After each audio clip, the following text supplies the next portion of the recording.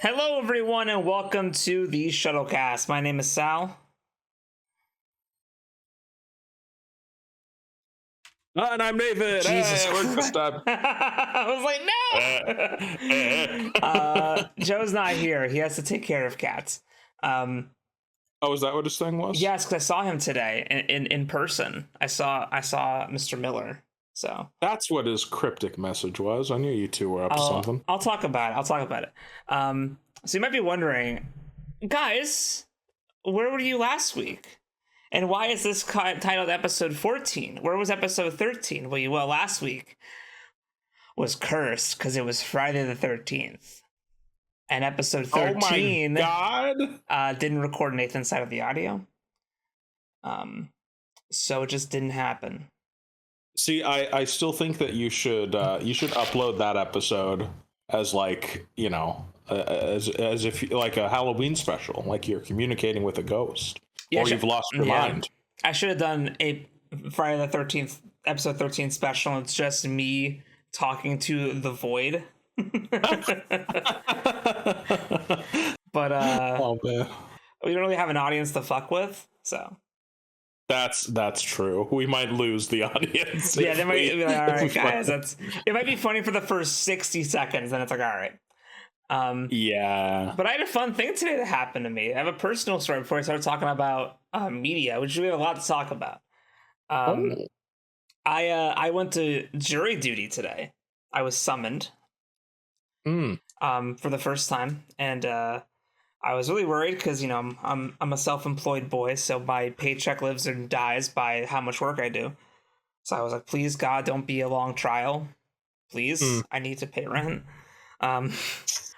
So I get there, and, you know, I bust there for an hour. I get there, I go through my shit, you know, all my little snackies in my book I brought, and, you know, we're watching videos. They're talking to us about what jury duty is going to be like, and they have 2 cases they're going to do. And our jury person doing orientation talks about the fire shutters in the room in case of a fire, how they'll close, and then she like references the scene in Dread. Oh, all right. Well, I perked up, and I was like, well, you know, this might not be a bad time after all. If we got a person of culture here, yeah, that's pretty base jury. That's pretty base. Feature. That's right. Yeah. That's Pog. That's pretty good. For sure. Sorry, I ruined it. And then later, a judge talks to us after we watch some really outdated 2005 videos. A judge talks to us about jury duty in our service and how they're so happy we're here, and how they once were summoned to jury duty for the first time when they were an attorney, and they were summoned for their own case. So that's awkward. Incredible. That was pretty funny. And then, so the first people got called, and they handed out, like, you know, they do the thing where it's like, there's like 60 of us. So there was like half people going to go to one pool, half to the other, and then they're going to narrow it down to the 12. So the first 30 people got picked. Then we waited like an hour for them to come grab them and also have us get picked. And then they said, oh yeah, 10 minutes. They came like an hour and a half later. I read through so much of The Expanse. But they came back and they were like, okay, so it's finally time for you guys. Everyone else, though, the trial has been thrown out. So you have done your civic duty. Your jury duty is done. Thank you so much. That's amazing. I was like, oh okay. All right. I basically just had a morning where I like had to sit through really boring like court shit and then got to read my book. So, but you did your civic duty. I did my civic duty. I showed the fuck up, and I was ready to perform civically. I was ready for it. Yeah. Now and then, and then afterwards, I wanted to eat some food because I was starving. And then, Josiah works around the area, so he jump scared me while I was waiting, in line to grab my food. As he is wont to do. He always does. He works every time I have to go over there because it's the same area where there's also like an arena. So whenever we watch wrestling, they're sometimes there. So it's like I'm being a little bit vague. Then circuit docks. Not that it's very hard. So every time I go by there, like when I went to go see Dynamite near there, when I think I get my marriage license, and now this, like every time I'm in there, I know I'm in like Josiah's hunting grounds, and I know that he's gonna find me, and I'm never gonna expect it. He always finds you before you find him. He does. The last time I was walking, and then like he's like leap running across the street at me.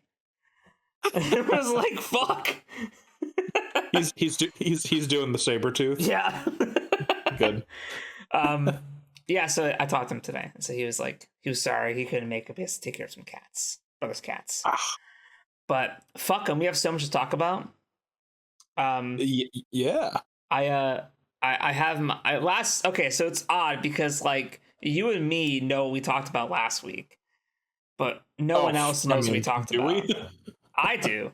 I mean, I don't. I remember our conversations because I value our friendship. Well, I value having the cheat sheet and being able to re-listen on our channel and give us another view. So because I don't do that.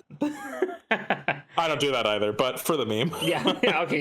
But you said it first, so I'm at a disadvantage. Exactly. Yeah. So last week I talked about how I was playing Space Marine 2. And I tried to keep playing, and my biggest issue with Space Marine 2 was the fucking loading screens. I timed it yesterday. It took me 16 minutes to get into the game. Oof. Bro. So I'm pausing my playthrough. I'm waiting for like at least an update or 3. I'm happy I gave them the money. I'm happy I supported the company. The game runs great when you're in there. It's just, man, you gotta get that ironed out a bit. So I'm back to playing for the first time since February, Helldivers 2. That's right. You did say that you were going to do that when I pushed our recording out. Yeah, I mean first of all, the game loads so fast. And and it's like Space Marine, but you're playing as a guardsman, and you can die in like 2 hits. So that sounds great. It's amazing. I wish you had a system or a computer to run it, because it'd be so much antics, so much friendly fire, so much like exploding each other. It's good. It's a good fun time. I love it. So much. I've heard nothing but good things. Yeah, I'm happy I'm happy I took like 6 months to let the game like iron out a lot of shit. So now that I'm back, it's like, fuck yeah, okay. That's such an interesting thing with games nowadays, where it's like, yeah, the day one launch is probably going to be pretty shit, but you can give it like 3 or 4 months to iron out some of the kinks, and it's like, well, all right. Yeah, no, it's this interesting model where like even Space Marine 2, which was a game I didn't think would I didn't do any research about Space Marine 2 before it came out. I just knew that a second one was coming, and that was enough for me. I didn't need to be sold any further. Yeah, you just knew that it was WH-40,000, and so yeah, then that's all I need. You tell me there's going to be Space Marines, I mean, I'm kind of there.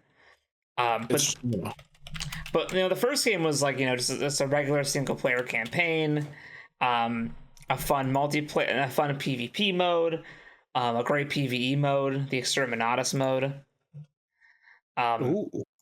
That I know Joe and I wanted you to play, but we never got the chance to. Well, hey, I still own it from, I think you guys bought it for me. And if and when I ever get a computer that can run it, I'll be golden. Well, hey, it is it's like a 12-year-old game now. That's great. I think I've got a 13-year-old laptop. See, and with our powers combined, we can make it work. I'm trying to set up something. I'm trying to do a thing, but it's not. Oh.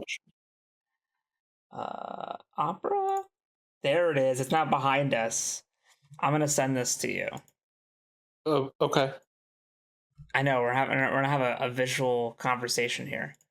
Oh shit. I know. It's on the Shuttlecast. So this is the year 1 like battle plan roadmap for Space Marine 2. which yeah, it's really focusing on like its PvP and PvE stuff. Yeah. Like it's gonna have new missions, new difficulty, new weapons, new game types for like PvE and PvP, new enemies, new multiplayer ranks, new game modes. It's like it's crazy. And it has Yeah, like I appreciate that. Like, an expansion is going to be a different difficulty, because that, to me at least, I don't have a huge amount of experience with modern gaming and how that all works, but that to me signals that they're going to put in effort to, actually increase the difficulty and not just up a few sliders here and there on the enemies. yeah, this sounds like it's more of like an actual thing it wants to do. Yeah. But it's crazy. Like the games nowadays, like it's not just the initial launch and you're good. Even for a game which I feel like is a typical just single player campaign experience, those games don't really happen anymore unless you're like a, I don't know, 80-hour, 100-hour RPG. Yeah. But like a lot of games today are this like, yeah, they're gonna come out and on release, some of them may work, some of them won't. But then it's gonna be like kind of updated and kept alive for like years after. It's really interesting. Yeah. Games nowadays are not just pump and dump. It's like an investment.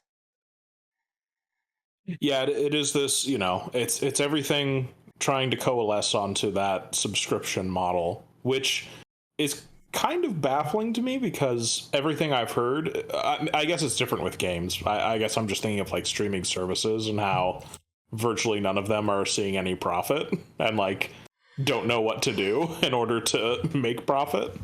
Yeah, but that's what's fun about games is that like, it's that for Netflix, let's say you spend $15 on Netflix. I know it's probably more. But and you're just using it to watch all these shows that cost so much money to produce and get pumped onto the platform. Yeah. As opposed to paying $15 for one game. Yeah. This is like as if like every TV show had its own streaming service. Oh God. Like, welcome to the Game of Thrones streaming service. Oh, we'll give you an episode every month, and then we'll give you behind the scenes and our own community thing, and that's basically what a game is now. I now understand, and I have a distaste. Yeah. we look at, I know we talked about it a bit, but Concord, right? That game was in development for 8 years, and you have to imagine like how much better it would have done if it had like rolled it out slowly. Like, yeah, I don't know how much you know about Deadlock. I know we talked about it last recording, but that doesn't exist just for us and the ghosts, so it's not real. But it's true. Deadlock is Valve's new hero shooter that's also mixed with... Yeah, it's also mixed with like a MOBA. Apparently they actually have the guy who did the original Dota mod for Warcraft 3. Okay. Which it's cool that he's like, they brought him in to like basically revitalize the genre, because it's kind of just Dota 2 and League and I guess Smite. But that's a game where they're like, they're releasing in beta. People want to play it. They're gonna probably take it down eventually and fix things. Whereas Concord, like I know they had a beta, but like no one talked about it. And it seems like if you had a beta like in July, you had time to fix or adjust your release schedule to fix. See, I love that Concord flopped so hard and utterly wrecked Sony's shit to the point where they were like, okay, quick, we gotta roll out the PlayStation 5 Plus Max and that'll get people back. And then that turns out to be a rush and everyone's like, what the fuck is this shit? Yeah, sorry, my cat's okay. He's just he's old. Everyone, He's just got a little cough. Thoughts and prayers. He's okay. Okay, little buddy. He's great. He needs to just run around. He's fine. Yeah. Maybe we talked about last time, but the PS5 is a ridiculous. The PS5 Pro is a ridiculous fucking thing. Like, it doesn't come with a disc tray. You have to buy it and add it on separately. It doesn't come with the stand for the console. You have to buy it, add it on separately. So it's like another $100 on top of your $700 purchase. So really, it's an $800 console, but 2 bits are not bundled in. And see, I already kind of like, I already, kind of taste minor disgust with these weird, like, halfway through the generation console upgrades, Yeah. Where it's like, oh, it's the Xbox One, and then like 2 years later, oh, it's the Xbox One S, and it's like, okay, you can't wait until you have your actual next model. Like, no, there's definitely some changes. Yeah, no, there it is. I think what's interesting is that last console generation, when this first happened, with like the Xbox One and Xbox One series, whatever, and the PS4, PS4 Pro, I feel like there was like a bit of a substantial difference in like processing speed and in rendering and in like displaying the gameplay. There was a tangible difference. This time around, the PS5 Pro barely does anything and also uses like AI upscaling to make the games look better. And it's like, at this point, like, I just want to keep my old console. I still haven't gotten to the PS5. I'm still on the 4 Pro. Like, because it's what's so crazy is that the PS5 has, how fucking old is this goddamn console? For the first like few years, like, no one could fucking buy it, for starters. Like, this thing was not available anywhere. This came out 2020. Oh shit, really? Yeah, and I have yet to find a need because 4 years into this console, they still release like 98% of games on both PS4 and PS5. Oh yeah. And I feel like if you're still releasing games for the PS4 and you're like, oh hey, by the way, here's our next PS5, I feel like there's really like there's no point, man. Like, what are you doing here? I think you fucked up. I think you fucked up. I'm very curious because, Microsoft now has the benefit of seeing this foolishness just crash and explode. So they're going to wait like another 6 months to a year before, unveiling the Xbox One X Ultra that actually has changes. And then everyone will be like, oh my God, it's great, Well, yeah, what's so bizarre is that, like, we're hitting the nexus point where now game graphics are fine. Like, I think PS4 Pro era is great. I think we don't have to move on past that. It's nice to see us move on past that, like, a little bit. But we don't need to. We're okay. Like, Bloodborne looks fine. Like, yeah, it's that thing where, and I'm not even one of those, PC elitists. I do mostly play console games, but we're kind of just to that point where now consoles can run video games about as well as PCs. And there's like there's not really much more to do. Yeah. I mean, it's just optimizing at this point. It's just, okay, have the high-end graphics, but like sustain it so I don't have to wait 15, 16 minutes to load Space Marine. Like, it's once consoles finally bite the bullet and they're being like, okay, here's the PlayStation 7, and now if you want to, you can customize the processing parts like a computer, because that's like I'm sure PC people will say that there's way more benefits to PCs, but that's kind of the one that everyone talks about where it's like you can always upgrade your existing gear without having to like go wholesale new. Yeah, I get being a PC master race person, but I also see the benefits of console. Like, you can have it hooked up to your TV. It's, at least for me, like, I work from my computer, so having a place I can leave my computer and go to play games in a new relaxed setting is nice. One thing about consoles that I love is that things just run. Like, on PC, I have to sometimes do wizardry and like pray to the machine spirit for a game to work. Whereas like on console, I put the fucking disc in. As long as I haven't scratched the fucking disc up, I'm probably okay, unless I want to play PT on a PS5. But they don't sell it anymore. Oh.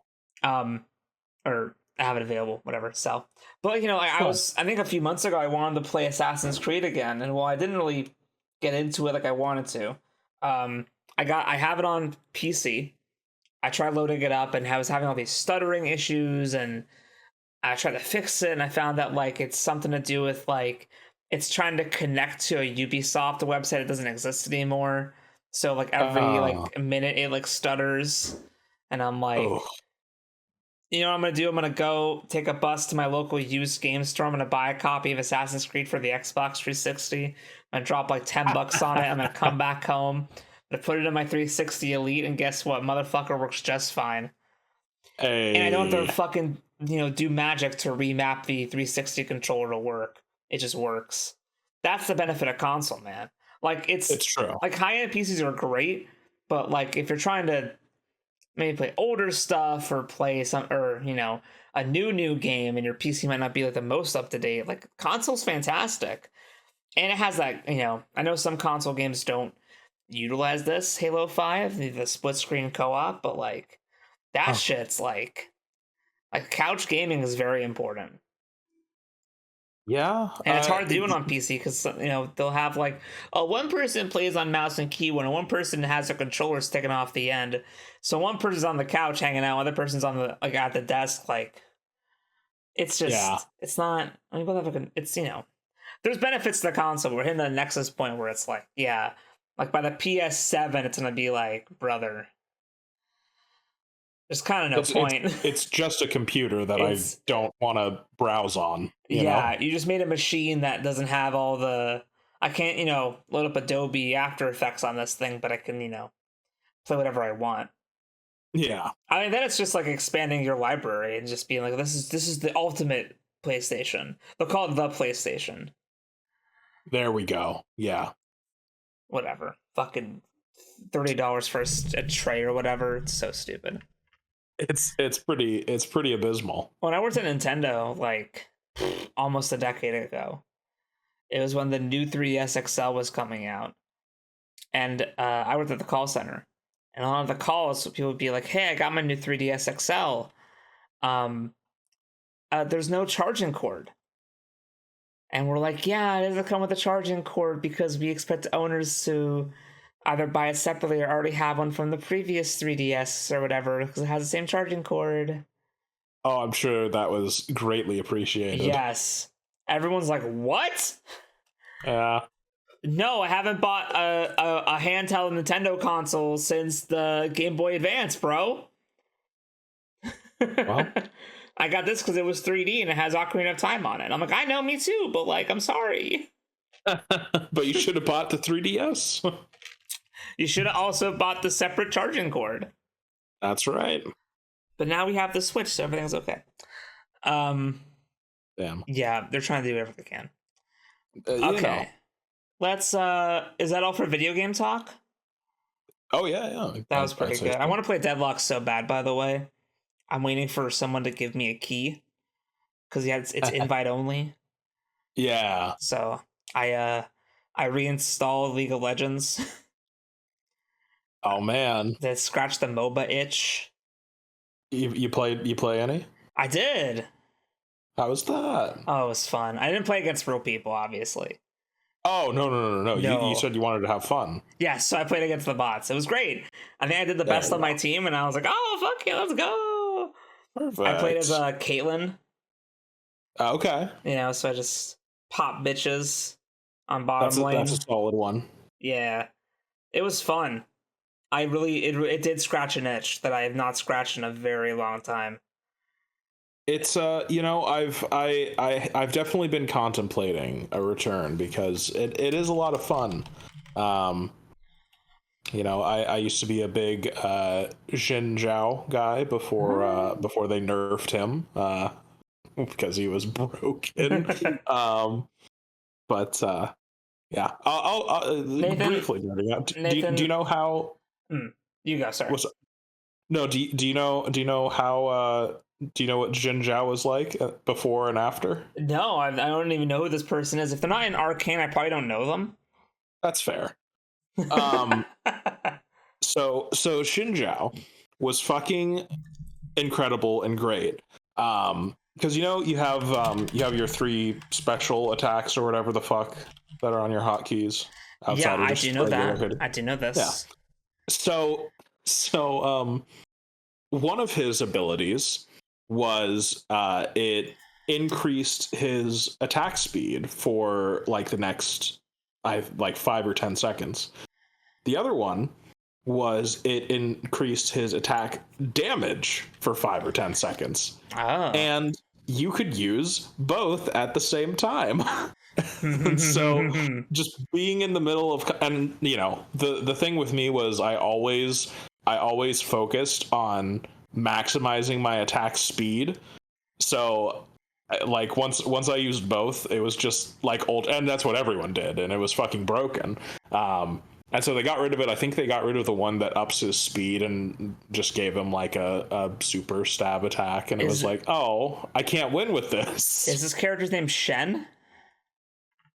That might be. Let me see. I was saying Xin Zhao. I'm on the league page for champions. I don't see his character. Maybe they nerfed him so hard they killed him. They might have killed him. Oh no, I'm sorry. What am I thinking? I don't want to look up Xin Zhao. Is it a Dota character or something? Did you confuse? Maybe, it's Yasuo. Okay. I looked up Xin Zhao and I kind of got like a league personality person. Yeah, Oh, Xin Zhao. XIN? Zhao. Okay. I so used an S. Oh, see, that's your problem. Maybe I was right. Was I right? Xin Zhao challenges an enemy he damaged recently, deals damage to nearby enemies based on their current health, and knocks non-challenged targets back, becoming impervious to damage done by champions outside of the circle created. That's his ult. Maybe that is it. You're also working off of like a decade-old information. Yeah, this is old. No, I think I was right. I think it is Xin Zhao. Yeah, because Yasuo is skill-based, so I was never good at him. Here's what will happen, Nathaniel. I'll make sure you have a computer that can run League, and then we'll play it. There we go. We'll find a way. Even if by then I'm deep in Deadlock, I'll pop back. So I'll have cursory knowledge of MOBAs. Perfect. From Deadlock, and then I'll have to just apply that to an isometric perspective. And it'll be great. That'll work. I like game talk. That's good. Yeah, I'm always, I'm very out of the loop, but it's always fun to hear what's going on. And this is me getting you into the loop, because if someone said to you, "Hey, did you hear about the Concord thing?" You're like, "Oh my god, I know all about that." Well, that was a fail of epic enough proportions where I was hearing about that, but I definitely got some more in-depth knowledge here. And I'm happy to provide it, honestly. I'm here for it. Sure. Oh, shit. The Mickey 17 trailer just came out. Fuck. What? Son of a bitch. I have to watch that. It's, What? It's, Parasite and Snowpiercer director's next movie. Oh, okay. I didn't say his name because I'm sure I'd butcher it, so we're just gonna read off his IMDb.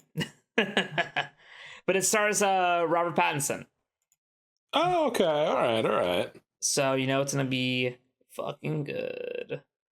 I, still haven't seen Snowpiercer, so that's Yo, you gotta see Snowpiercer, man. I know. Tony Collette's also in Mickey 17. Mark Ruffalo.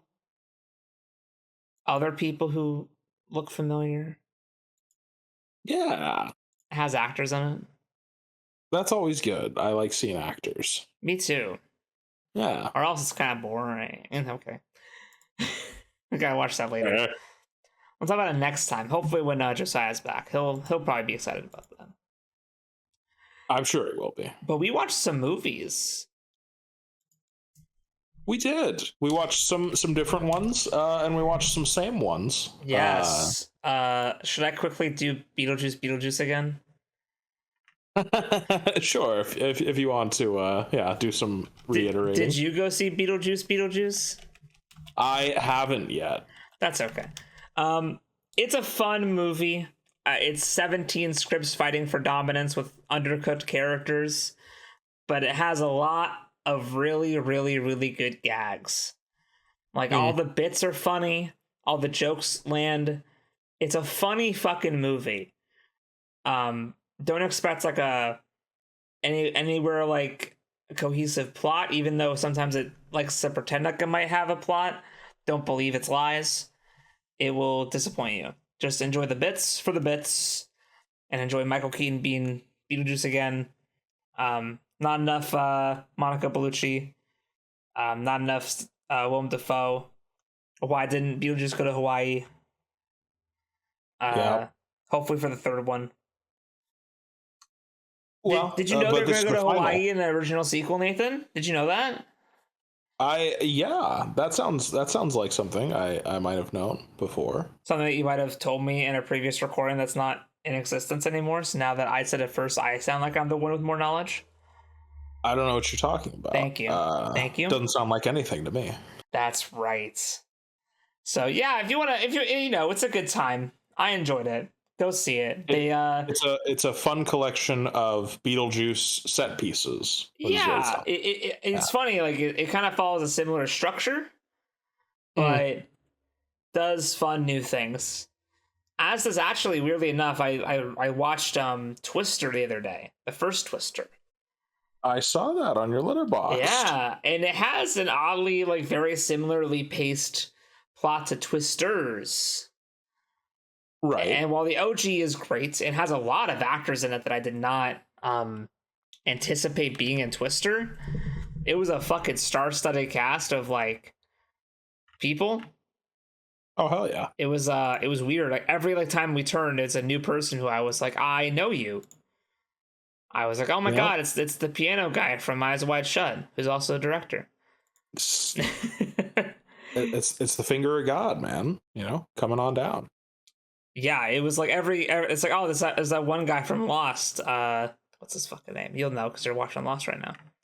I am. So I'm trying to get it for you. I'm trying to help you out. Daniel Widmore, Dr. Faraday. Oh, I might not have. I don't know if I've seen him yet. Yeah, but he's in Twister. Fucking Philip Seymour Hoffman, obviously, GOAT. I forgot Carrie Elwes was the villain. Oh God! Another brilliant Carrie Elwes is a terrible accent movie. God, you love to see him. Alan Ruck's just hiding around the movie. Patrick Fischler's in it, who's mostly known for Mulholland Drive and the memeable scene. I haven't seen Mulholland Drive. I haven't either. The scene is so popular of the Jumpscare scene. Oh man. Where the bad thing happens. It's that guy. I was like, oh, it's the guy from the meme from Mulholland Drive. Oh, okay. All terrible, right. Terrible, man. You need to watch that movie. If Joe was here, he'd be very upset. Yeah, probably. But yeah, I think Twisters, though, is better than Twister, I'd say.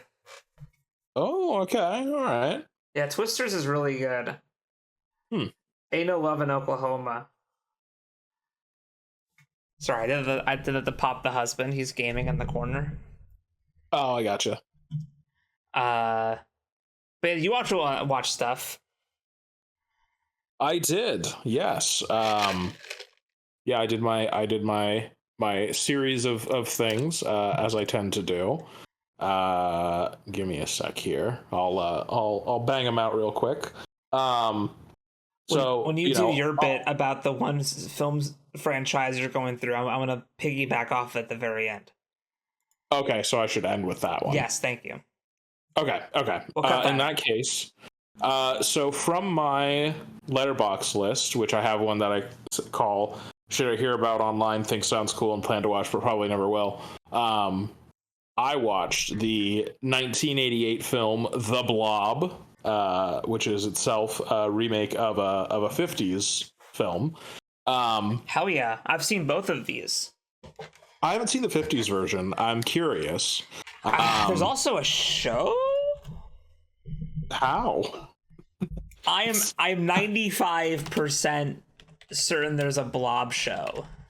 That conceptually doesn't seem like it has enough substance to be stretched over the course of a show, but there are thinner plots that have been stretched further, I'm sure.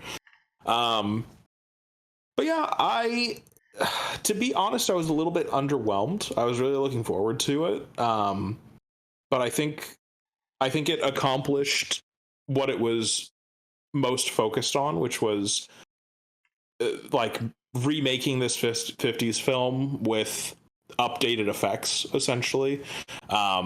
Obviously, it is a completely new film. It's not like a weird George Lucas special edition thing, but like when I was looking around, that was sort of what was hanging its hat on, where it's like, look at how good the Blob looks now, and like all the shit that it does, it is very good. It's very horrifying. I think the scene where there's someone in a phone booth that gets enveloped by the Blob was probably the most horrific part for me, because you just see these fleshy walls descend around it and like partially dissolved people, and she's just like, fuck, no escape. But yeah, it's very, other than that, it's kind of pretty standard sci-fi horror. It feels like a 50s film, just kind of brought forward, but it was fun enough.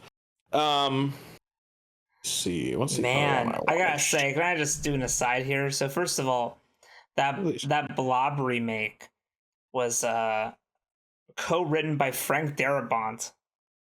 Yes, it was. That's fucking crazy. Blew my mind. There's a meme online talking about like define lock-in, and they'll show like a couple years from Shakespeare, or they'll show like John Carpenter's like first big run, from like the 70s through the 80s. Yeah. Talk about a run from our boy Chuck Russell over here. I'm gonna read through his filmography. His directorial filmography from 87 to 2002. So his directorial debut, Nightmare on Elm Street 3, Dream Warriors. Oh boy, yeah. We are the Dream Warriors. Pretty goated. Yeah. Also co-written with Frank Darabont. Man. Oh. The next year they made The Blob. Okay. The next year he directed The Mask. Oh, okay. All right. And then 2 years later, not the next year, The Mask, sorry. There's a jump. 6-year jump. But then his next movie after The Mask was Eraser with Arnold Schwarzenegger. I don't know if I've seen that. I have, because I watched, I think, all of his shit back in the... As you should. Back in the day.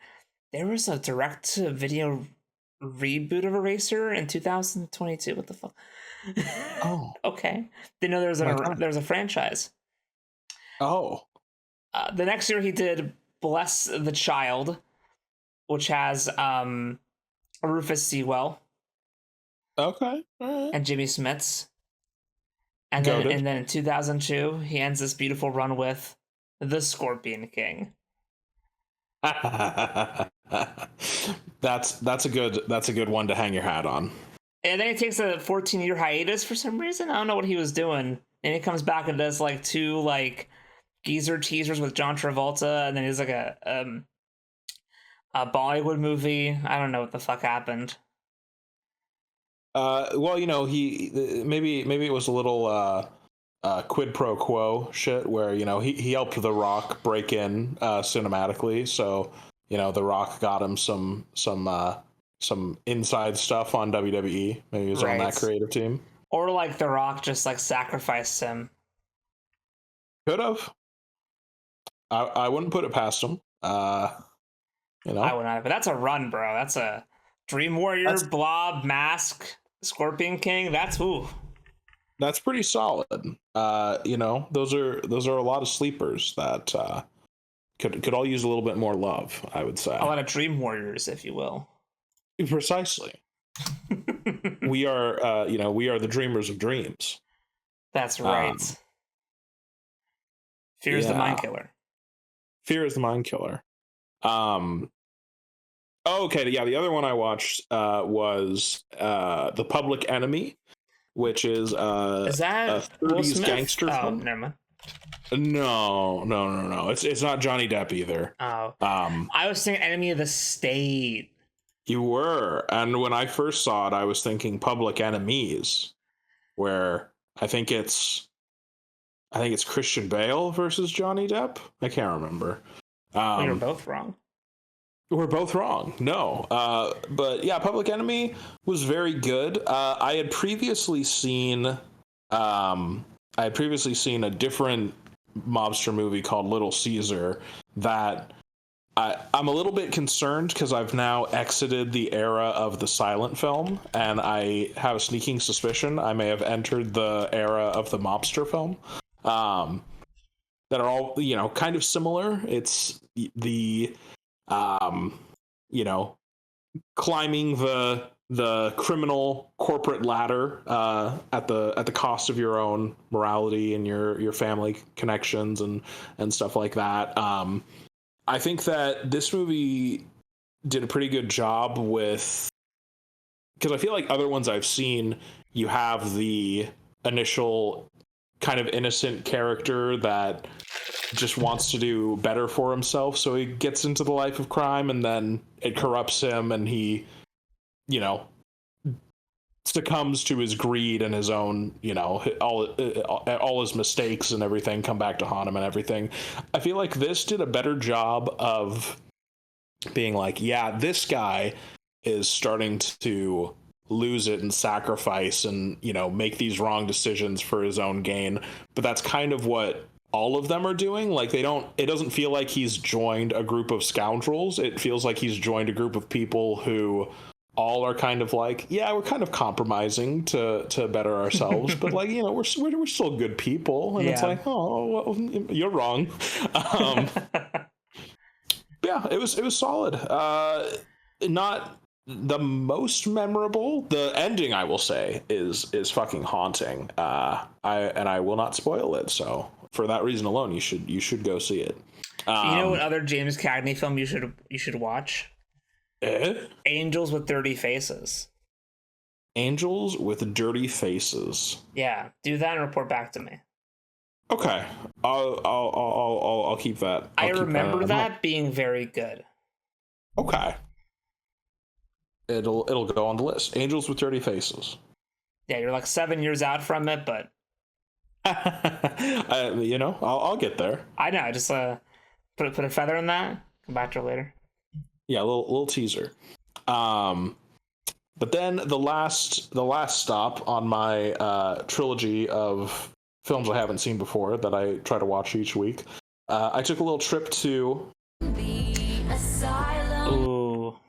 And this is I don't know how this, because I have different trivia on other films that seem to contradict this, but at the very least, this is the first Asylum film that I watched where in the opening credits you actually see The Asylum credited. So this is officially in their wheelhouse. They're not just distributing; they produced in some sort of way. They made this one. And what film did they make? They made The Source Chronicle. I was gonna say, I can't believe that Max Landis's Chronicle is actually just a ripoff of an Asylum film. Oh, you don't want to call it Josh Trank's Chronicle? Well, Josh Trank gave it the style. Max Landis stole the concept. So how much do you want to bet? Let's theory craft here. That Max Landis has seen The Source and was like, you know what? There's something good in here. Realistically, I think it is very possible that he has seen it. I would be more inclined to think that he saw it after the fact, though. Or I could also see that he saw it like around when it came out, and it had been so long that it was more just in his subconscious. Right, like it was influencing him from the beyond. Precisely, because this does seem like kind of a film that would be up his wheelhouse. It is about this group of 4 outcasts in high school. It starts off with a new goth boy who's moved into the neighborhood, and everyone bullies him for being a goth artist, and he just wants to sit around with his headphones on and be left alone. As the goths do. As they do. But these 4 outcasts, they go out into the woods and they discover these weird magical rocks that I'm thrown off on how they discovered this. But basically, are they power coins? They're power coins. Yeah. When they first make contact with them, they just feel like good juju, just like vibration coming from it.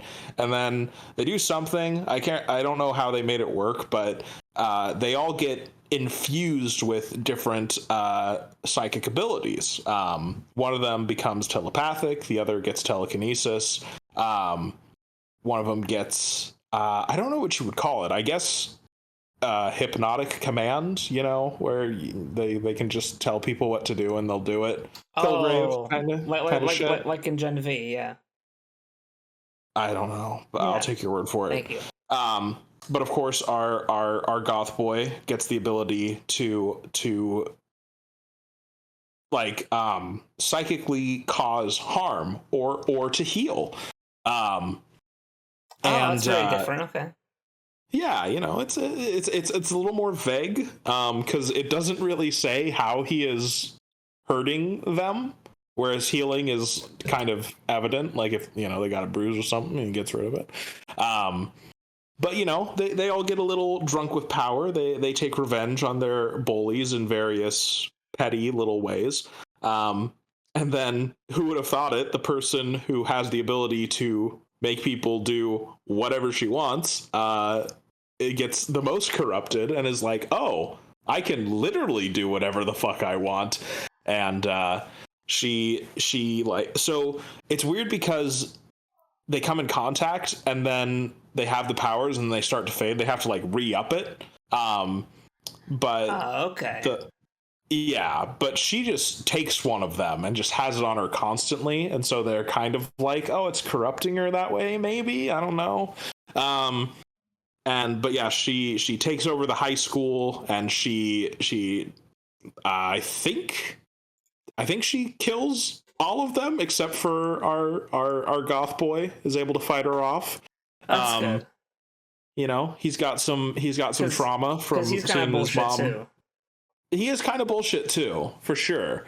And it's also very funny. There's a good 20 minutes in the movie where it's just it's coming in and out of montage. Okay. It'll montage for a couple minutes, yeah. And then it'll transition into a 1 minute scene that goes back into the montage. It was very startling. And whenever they're doing their drunk with power walk through the halls, kind of thing that you do in a movie like this, it looks like someone has a couple of hand mirrors in front of them, and they're just waving them around and making light bounce off of them. Okay. It's very weird. I guess it's saves you on that video effects money. That's right. No, it just immediately visual storytelling. It tells you that there's something unearthly happening. Yes, with the source. Precisely. So I would definitely say this is my favorite film from The Asylum. So far. I love the little horoscope things on top of the source in the title. They're the whatchamacallit? The poster. Yes, for sure. Yeah, it's it's a lie. It's not really relevant, but I guess it's spelling it out in runes. In the tradition of the craft and Charmed. Yeah. Okay. I can't.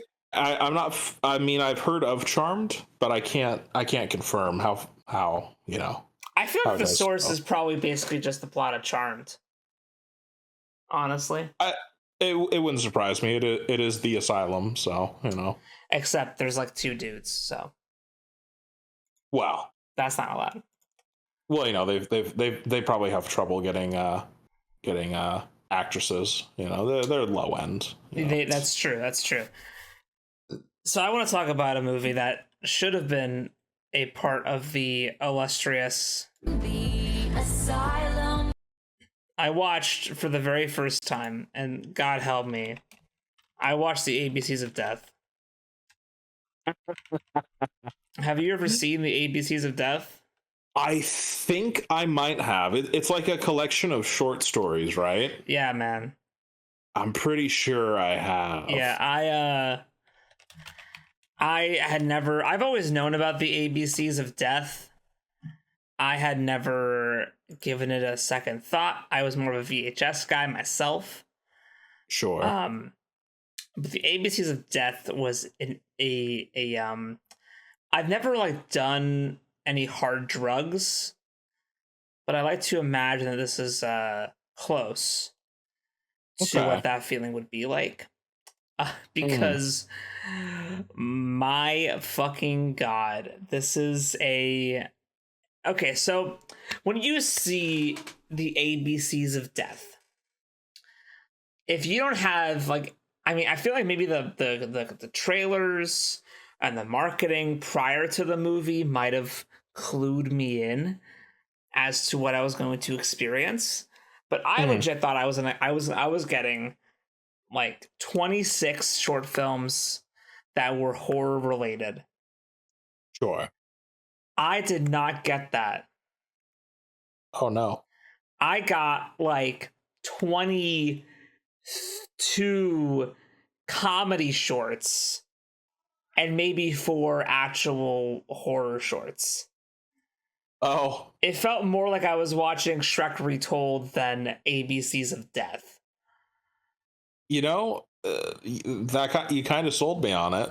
But like, but with Shrek Retold, you go in, you're like, I know what's about to happen to me. Sure. ABCs of Death, it's like, 26 horror shorts, and you watch it, and it's like, F is for fart. T is for toilet.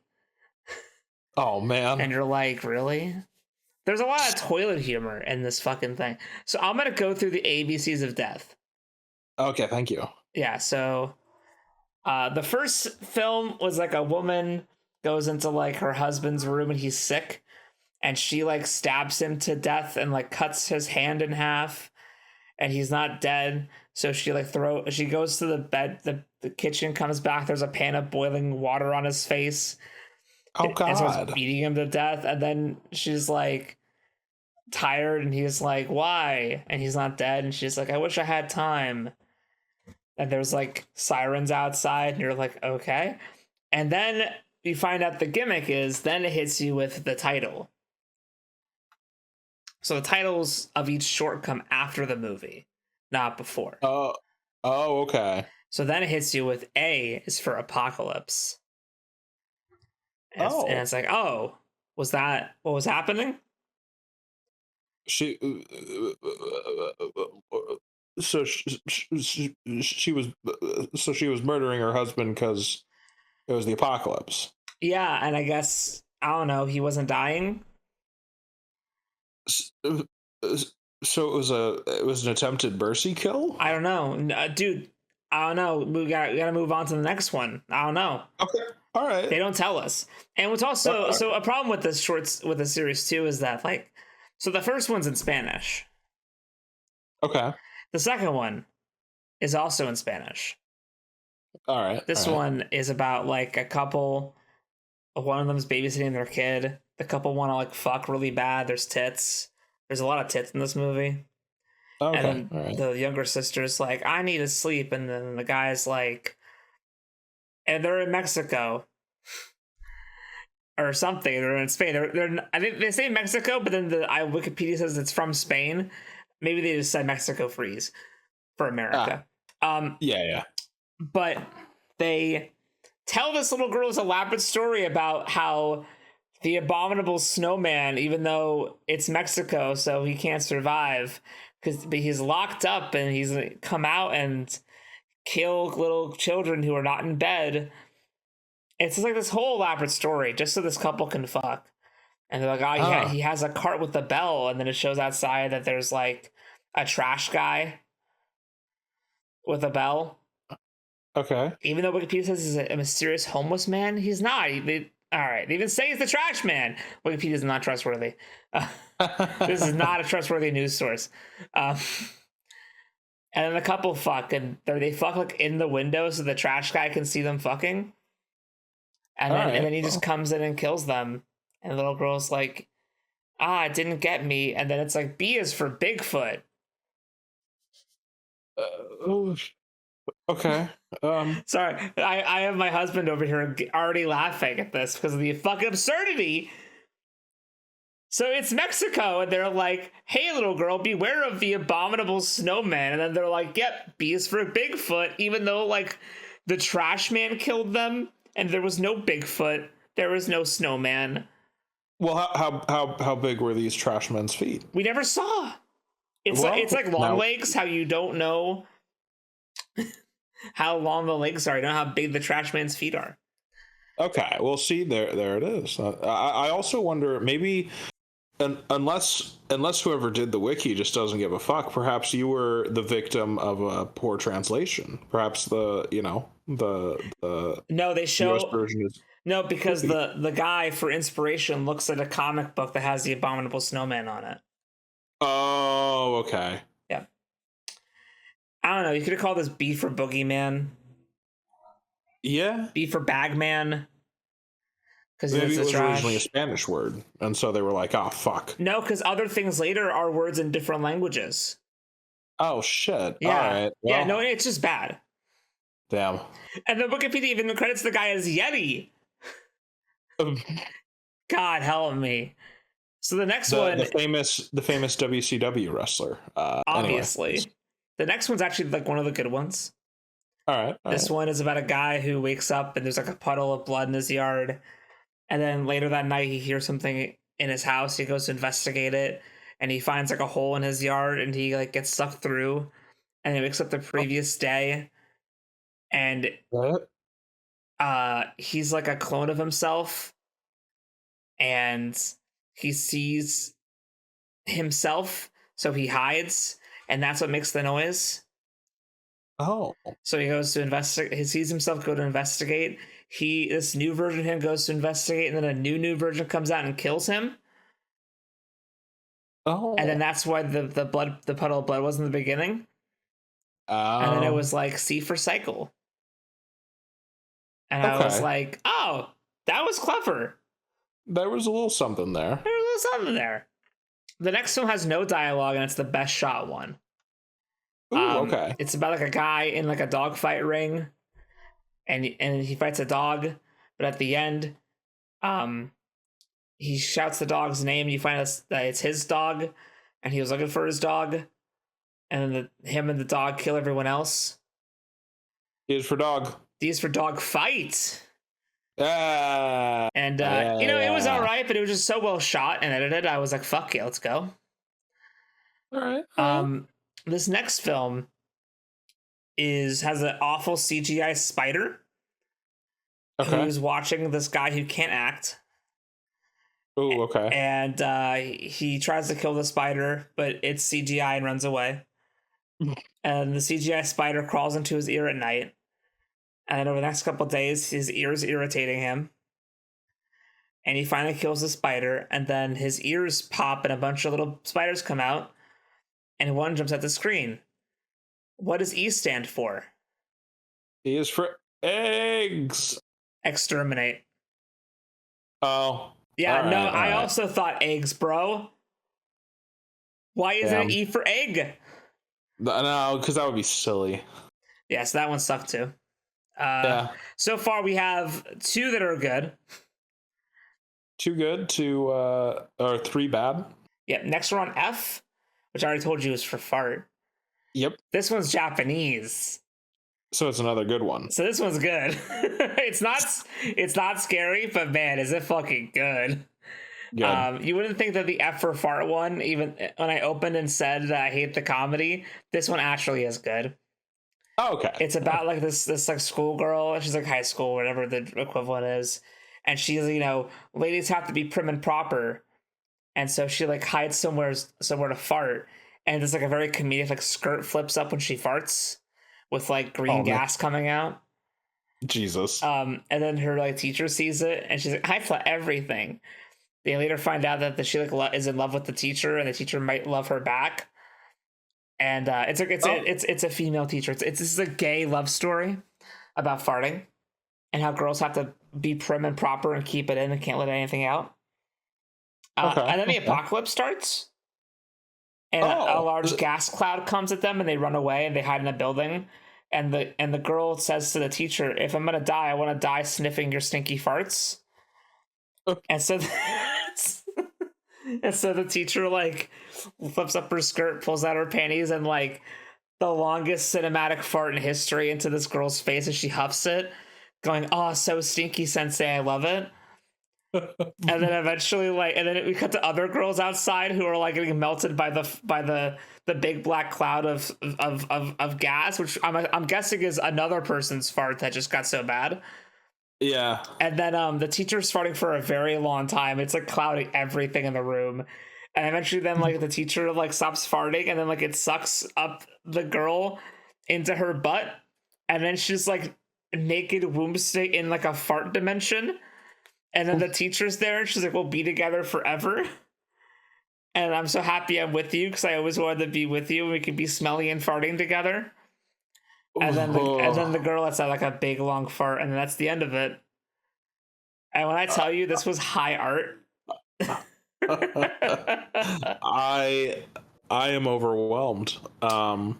Yeah, I'd say like at this point I was like, okay, this could be good if we have more like these. If they're gonna be fun, at least make them good. Okay. The next film is the worst one ever. Oh no. It's as soon as it started, I was like, oh, because it was like a camera on a dash cam of a guy filming pointed at the road, and I was like, oh, Jesus. Man. And then like the guy he parks the car, gets out of the car, puts the camera on his head or chest or whatever, goes to the back of the car, grabs a surfboard, closes the car, walks to the beach, straps himself onto the surfboard, rides out to the water, is on the water, and then he starts to bob up and down under the water, and then eventually gets submerged, and then it cuts to G's for gravity.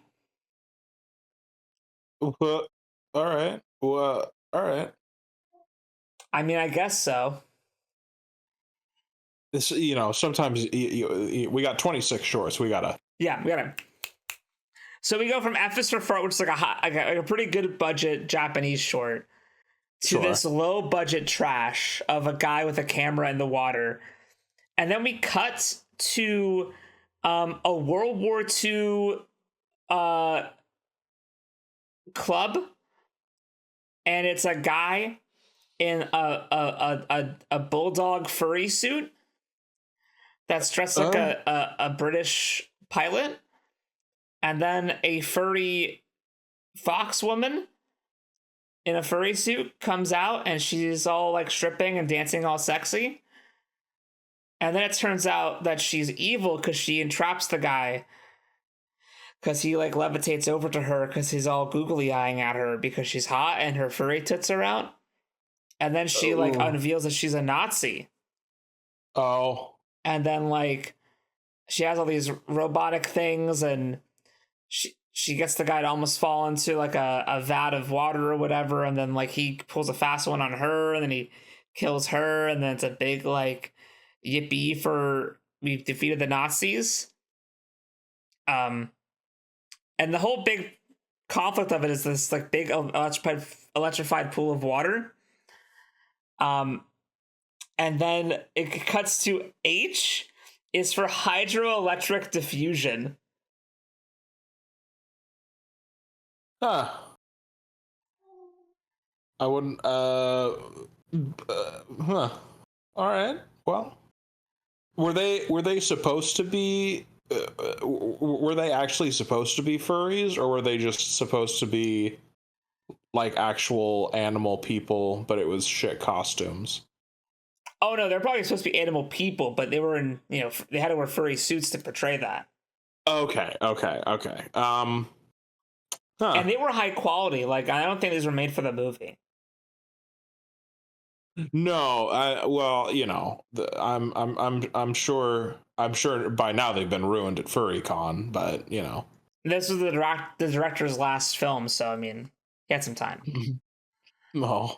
The next film is an interesting one. It's hard to explain actually because it's very like visceral and like internally monologue-y. But it's a Mexican one of a lady like in a bathtub and a guy's like she's trapped in the bathtub, chained to the wall, and it's all basically one big like monologue discussion about like abuse and becoming less of yourself and like about about like hating your insides and about like hating who you are. And it's called Ingrown. It's actually trying to say something. Okay. So thank you. The next one is another Japanese one, the second of 3. Oh God. This one is basically it's like two back and forth shots of a guy, a close of a Japanese man, and he can't stop like he's trying to suppress laughter, and it cuts to another Japanese guy holding up like a samurai sword ready to strike.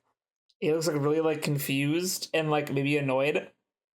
And he's coming back and forth, and everything that cuts back to the guy who's not holding the sword. He's like doing like a different facial expression, like containing laughter. And then it was sometimes cut to like different prosthetic Beetlejuice faces of like his mouth being like his mouth, eyes, and nose being all like small in the middle of his face. I might have seen this clip. Yeah, that sounds very memey. Yes, and then eventually it ends with him like the guy's committing seppuku, and the guy cuts his head off, and then when he cuts off his head, he laughs because the facial expression of the head is doing something funny. It's cute. Okay. It's not scary. No. It's funny though. It was J for Jidaigeki, which is samurai movie. Oh, all right. See, we have it meaning different things now. That's good. The next film is animated. Ooh. It's this woman taking a poop. And the shit will not flush. And it keeps squeaking at the woman. And she does all these things to try to get it back in the toilet and flush it back down. She does all these random things. Like she takes off her bra and she like goes up on a thing and she like puts the poop in it and launches it into the toilet. She grabs it with tissue, flushes it. Like she does everything to flush this toilet down. And eventually, like she thinks she's got it in. She like leans over to investigate the toilet. Her underwear falls down, and the toilet is like and the shit's like above her, and it like zooms down into her ass, out her mouth, and she's lying in a pool of blood in the bathroom. And everyone in the party finds her because she was at a party and they were all waiting to use the bathroom. So this is K. What could that possibly stand for? Jesus. I'll just tell you, it's too much. K please. Is for klutz. Oh. I don't know. Okay. I think she did a good job fighting against this sentient piece of shit. Yeah, I imagine there would be some fumbling for anyone. And she didn't though. She was actually pretty competent. All right. Like she managed to like build a contraption to shoot it back in. It didn't mess that up. Like it just didn't go in. Not because she missed. It's because it's a sentient piece of shit. Oh, okay. All right. This next film, oddly enough, ends the same as the first. So it's about content warning, everybody. We're about to talk about some serious stuff here, including CP. So, skip ahead if you don't want to hear about that at all. I know after the shit thing, it's like, wait, what? These two guys wake up naked, strapped to a chair, and then a woman comes out, and there's another woman who's sitting by watching, and the woman who comes out starts like doing sexy things, and then the guys start to masturbate, and then the guy who didn't come or came second, the woman sitting down goes over to his chair, pushes a button, and then a little like spike under the chair shoots up through his ass, out his mouth. Oh. So 2 films in a row, something goes in the ass, out someone's mouth. I'm not sure if they coordinated this or not. Well, a little continuity here and there is always good. You're right, continuity. And there's like different scenes of like, and then so we focus on the main guy who came through like all these rounds, and there's people up above on like a stand watching, very like eyes wide shut, as like he has to jerk off to more and more things. Eventually, like a kid comes out and sits on like a bed, and then a big guy comes out after, and then like we show like the big guy like thrusting. We don't see where, but it's obviously imply what he's doing. And our main guy is like, this is too much for me, and the other guy's like this sick freak who's like salivating and jerking off. Oh man. At some point, like a guy who fails to come, the woman comes over to press the button and it won't work, so she leans over and the guy skirts out of the way, and the spike goes up his ass, out through his neck, and into her mouth and out her mouth, and killing her. And then the short ends with our survivor guy who didn't jerk off to the kid thing, waking up on the bed with 2 guys watching him, and some woman is like fucking him and riding him until she pulls out a chainsaw and is like cutting into him as she's riding him. Oh man. So L is for libido. Naturally. That one was crazy. I think it did actually like do the prompts correctly. I don't know if we needed the kid in there. Yeah. Yeah. I can't say. I don't know how you could do that tastefully. Yeah, it's like a shot of the kid getting onto the bed, and then we never see the kid ever again. But still, the implication's too much. Fair. The next short is very short. We're on M now. A woman goes to unclog her toilet. It won't work. She goes to grab a plunger. She comes back, and it's all red in the toilet. M is for miscarriage. Oh, man. And this is by Ty West, director of Pearl. Oh, man. Good for you, Ty West. I'm happy that this was your low point. Because I feel like M is for miscarriage is very similar to G is for gravity, but they kind of did try like 10% more than G is for gravity. Sure. This was still oomph. Yeah. Next is the short where a guy gives his girlfriend a pet parrot, and he taught the parrot to say, "Will you marry me?" And then the parrot keeps talking, and it's basically reciting the boyfriend cheating on her, and she kills the boyfriend. And it's for nuptials. That was all right. It was fine. I guess it was okay. The next one is very like weird. It's called O is for orgasm. It's just a bunch of like sensory shots of people fucking with like bubbles exploding and moaning and leather, and like it feels like a 5 Gum ad. Okay. It was fine. It was fine. 5 Gum ads are okay. Yeah, in my horror movie. Yeah. The next one has no dialogue, so I'm sure Denis Villeneuve loves it. But basically tells the story of a woman who has 3 kids she's taking care of, and she has like a deadbeat boyfriend, and she's saving up to buy her daughter some toy. She's a prostitute. The boyfriend takes some money from her while she's like out. She comes back, she's sad. some guy pays her a lot of money to basically like do a photo shoot with a kitten, and it ends with her stepping on the kitten. We don't see it, and then the next day her kids are like, "Yay!" P is for pressure.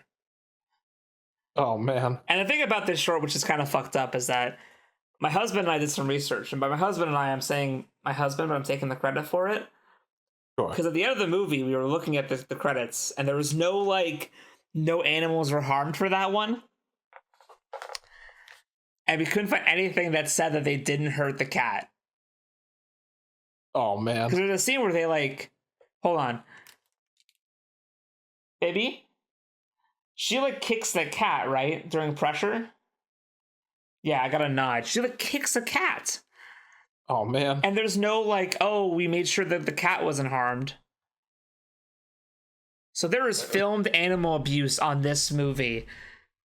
Simon Rumley, director. Damn. Well, Pete is kind of come for your ass. Maybe it's at the very end of the credits. Maybe. I hope so. This next film is Q. It stars Adam Wingard. It is directed by Adam Wingard, who is such a hit or miss. Yes. Man, because like I think he does too bad, too good. Because he starts off with like You're Next and The Guest, and you're like, yeah, these are fucking good. Then he does Blair Witch and Death Note, and you're like, yeah, these fucking suck. See, I've only seen as bad, so. Oh, you want to see Blair Witch and Death Note? Yeah. The Guest is good. It has Dan and Stevens. Godzilla vs. Kong. Yes, which I'd say is a good. Well, okay, it's I fun. would disagree. Blair Witch and Death Note, you're not having a good time. At least Kong vs. Godzilla, there's like Kong vs. Godzilla. Whatever, fuck you. Yeah. Yeah, go see The Guest though. That's good. So also is Your Next. Yeah. But so Adam Wingard's shorts. But I don't like Bill Goldberg. Bill Goldberg? Yeah. The fuck are you talking? You're next. God damn it. Sorry, I only watch good wrestling like AEW. But hey, listen, he's not on it anymore. I watched that segment with you. We were there when he came back. Yeah, I know. What? Oh no, he's gone. No, remember we were watching back when he showed up and he was like, "I'm gonna make the Fiend job." Oh yeah. No, listen, he's a piece of shit. And but he's gone now. And he sweated all the way to the ring. And it was like, you know, the meme of like, Jordan Peele's face like has a waterfall. Yes, that was him cutting the promo after walking to the ring. That's true. So Q is starring and directing Adam Wingard. The bit of the segment is they don't know what the fuck to do for Q. So they have like some girl with her tits out screaming, and they're like trying to brainstorm, and they're like, what if we just like make a snuff film for art? And they like kill an actual animal on film. Oh man. And so it's Adam Wingard and it's also Simon Barrett, who as a person, I'm sure, I'm sorry, is Adam Wingard's the funny one here. What's Simon Barrett done? Final look at it. I was doing the Azrael movie. He wrote it. He's a writer. Oh. Okay, he's a writer. He writes things. He wrote The Guest. Okay, he wrote Blair Witch. I'm sorry. He wrote Godzilla X Kong. Okay. Oh. Not Versus X, the better one. Oh, is that the good one? Yeah. All right. I'd argue of the two. And so they go to shoot like a duck in the desert, and then they accidentally shoot each other. And then it says accused for quack.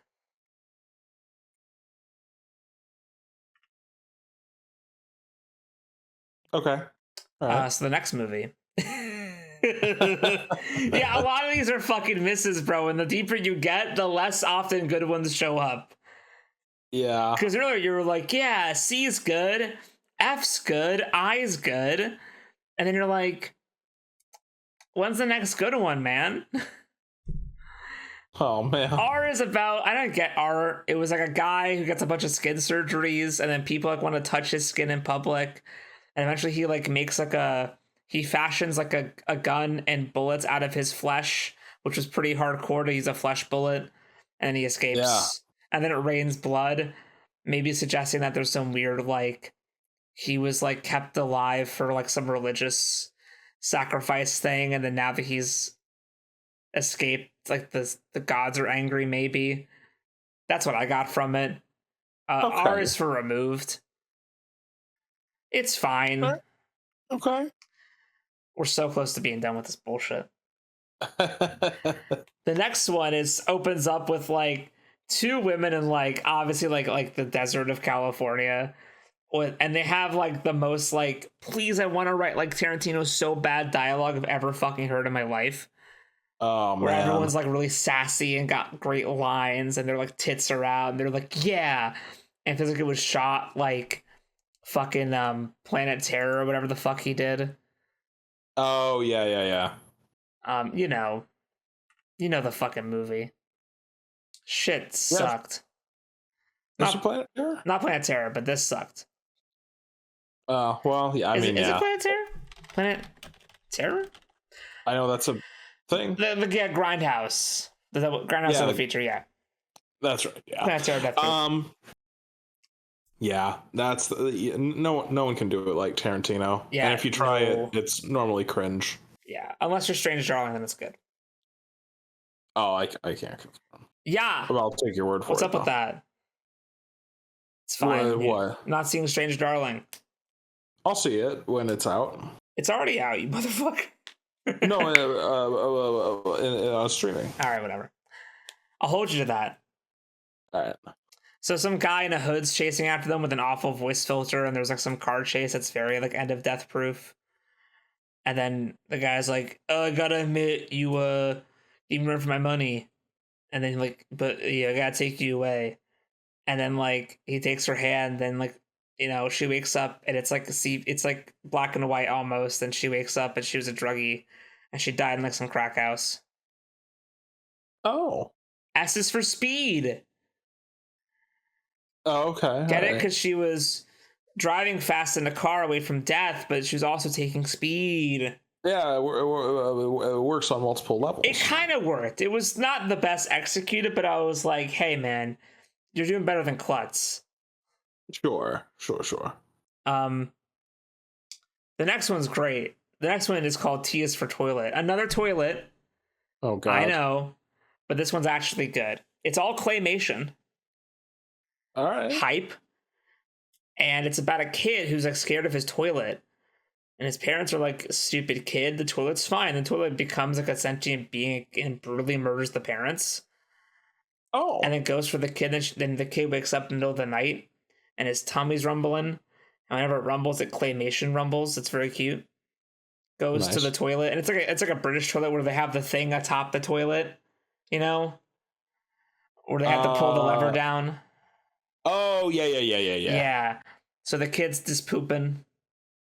Very Angel's Egg, nothing's happening, and then the top of the toilet, one of the screws pops, so the half the toilet's like tilted down, and the kid screams and gets up and is scared and like fumbles, and then his head gets stuck like in the toilet but under the seat. So he's stuck in the toilet now, and the dad walks in, he starts laughing at the kid. And then the other screw breaks, and so the toilet falls and crushes the kid's fucking head. Oh, God. And I was like, you know what? That's pretty good. that sounds like it could be a lot worse. And it has a sequel, apparently. Oh, shit. Which I have not watched yet, but I want to. The next one's crazy. So the next one is our second POV found footage movie. It's British. Okay. And it's the POV of a vampire rising from the dead as a bunch of townspeople try to kill it. It's pretty fucking metal. It's pretty great. And it's a fun chase, fun action. At the end, they do catch the vampire, and they're like pulling out its fangs and cutting off its head and holding it up. And as they're holding it up, I'm like, who are these fucking people? And I'm looking at the main guy who's talking shit to the vampire. And I'm like, I know this motherfucker. Which is weird because I'm watching the ABCs of Death. I shouldn't recognize anybody. Yeah. It's fucking Arby from Utopia. Oh my god. I was like, what? And then another guy, Michael Smiley, he's in a bunch of British stuff, also Utopia. He's in Doctor Who. Yeah, I was like, wow, we got actual actors. Yeah, he's great. I was like, oh my god, Arby from Utopia's in this? And here you watch Utopia now. A Utopia rewatch is always on the table. No matter Absolutely. what. All the time. Every time. I mean, it helps that it's so short. It do. He was in Rogue One? What? Not Arby, the other guy. Okay. Michael Smiley. Like, oh, Jesus. Dr. Cornelius Evazon? That's a fucking that's a glub shitto name right there. Julam Dama. Julam Dama. And 9. And 9, bro. It's- I don't it was Cornelius Evazon is the dude from I'm so sorry for the rabbit hole here. He's the dude from A New Hope who's like, my friend doesn't like you. I don't like you either. And he plays him in the one shot in Rogue One where they show him for no good reason. Oh, fuck. He's a doctor?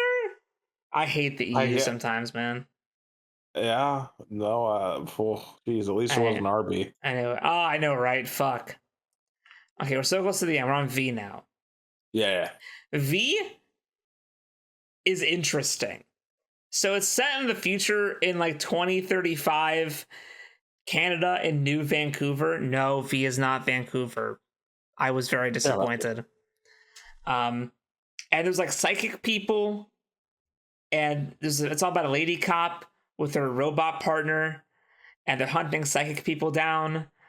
And there's an evil higher up cop who's very clearly evil, and they're trying to hunt these people down, the psychics. And then it turns out they're trying to go find like the chosen one, and the psychics like are convincing the cop lady to not kill them, and the robot's like, "Ha, you're using mind stuff," and then shoots them all. Oh man. But the baby's like running around like being like a baby, like a killer baby. And then one of the psychics is still alive, kind of, but the cop is like, you can't do this, they're just people. And then other cop shoots her. She's on the ground, and then psychic is like, we're not going to find the chosen one. The baby is the chosen one. And then the baby blows up the evil cop's head. And nice. then the guy is like, you're now his mother. And then the short ends. But there was a lot of like ideas, right? That I was like, oh my god! And it was apparently like a short that they wanted to make into a feature, but it wasn't very horror. It was more like a sci-fi, interesting concept. Sure. And it was So to tie it in with our recently released Warhammer video, they were trying to stop the birth of the Emperor. In a way, yeah, they were having all those having all those psychics infuse their power into the baby. Basically, you're right. This is about the Emperor of mankind. Yeah, brother. But V is for Vagitus, which means the cry of a newborn baby. Oh. So at the end, the baby screams. That makes sense. Yeah, that's a bit of a stretch, but okay, sure. Yeah, I would have just gone Vancouver. I should have gone Vancouver. Why isn't it called Vancouver? What's a Vagitus? You gotta look it up. Yeah, it was fine. All right. The next, we're on W. It starts with like this animated short of like a witch killing a woman, and like her tits are out, and the witch is like, meh. And then a knight shows up and he's like, I will stop you, warlock. That's my wench. And the witch is like, not now, warrior. Get they're all W's. And then like the warlock melts the warrior, and then it cuts to live action. And some guy was in their room where this guy's animating the scene. He's like, what the fuck is that? And the guy's like, it's our short for the movie. And he's like, "What? How much do you have?" And he's like, "Oh, just this." And they're like, "But the short's due." And he's like, "Oh, I just got this one little like 20-second scene." And the guy's like, "What the fuck are we gonna do?" And then like, I don't know. They like go to the conference room and there's a bunch of people, and then like the news is like going crazy because now there's like zombie clowns. There's like a puppet from hell. There's like all this W stuff, and everything's going crazy, and everything's all wacky. And then like someone screams, "What the fuck?" And it goes to W is for what WTF. It was Okay. It started off very promising with the animation. Yeah. And then instantly was like, "Hey, you know our best idea? We're not gonna do that anymore." Aw. I hated That's it. fair. It sounded like it was a fun subversion, but I'd have to see it for myself. Yeah, it was kind of like the Q, but like way more drawn out and way less interesting and way more random. Whereas Q was like, and started with way more promise. yes. Whereas Q started with like tits, and then Anna Wingard going, "I don't know, man. Like I don't know what to do." Yeah. It was very honest with itself. Whereas this like did not start off with them showing you that they didn't know what to do, and Yeah. made you think there was more going on. And I was like, "Oh, I like this animated short with the W puns," but no. Damn. We're almost done. 3 more. Notice how a lot of these are bad? Yes. Okay. Next one's about a fat lady in France. Everyone's making fun of her size. She goes home. The like TV is like, "Be thin." And so she goes to the bathroom and cuts off all the fat off her body. Oh. And then she stands up and she's now thin and she poses and she falls over dead. X is for XXL. Oh man. It had something going for it, I'd admit. It was actually pretty good. It was a bit long at the end, A little something. but it was good. All right. Y is oh yeah, more CP. Sorry guys. Oh man. Y is about a creepy janitor who wants to like fuck young boys. And after their basketball practice, he goes to their bench and licks up all their sweat off of the bench where they were sitting. Oh man. And he's cut into like the janitor and some boy in the woods trying to shoot a deer. And as soon as I saw the deer, I was like, "Young buck," because he wants to fuck young boys and also deer. And then like as the janitor's looking up the boy butt sweat, the boy shows up wearing the deer head, takes it off, and then stabs the janitor in the face, and that puts the deer head back on and dances. And then yeah, Y is for young buck. Okay. They casted the most pedophilic looking old man I've ever seen in my life. Like this man like looks like he does this. No offense, Tim Dunn, but you were cast very well. Damn. I'm so sorry. Now we come to my least favorite short. Oh no. The last one. Damn. You think it'd be G for Gravity, and man, I kind of wish. I'm praying for G for Gravity. Oh no. This thing is, I don't know how long it was. It felt like it went on for 20 minutes. It's the most, it's Japanese, which is rare. It's weird that the Japanese one's the worst one. This is like the polar opposite of F is for fart, where that was like perverse but had tact. This is perverse but has no tact whatsoever. Oh man. And also more Nazi stuff. It's about a guy speaking. It's about a Japanese guy talking about like culture in Japan and about how they're superior and how everyone sucks. And he keeps saying stuff like people that are yellow and black and white and then like there's this lady with like a Nazi attire, but her like tits are out and she has like a giant oversized dick that she uses as a weapon. And a katana pops out the urethra of the giant dick. Oh. And she fights another lady.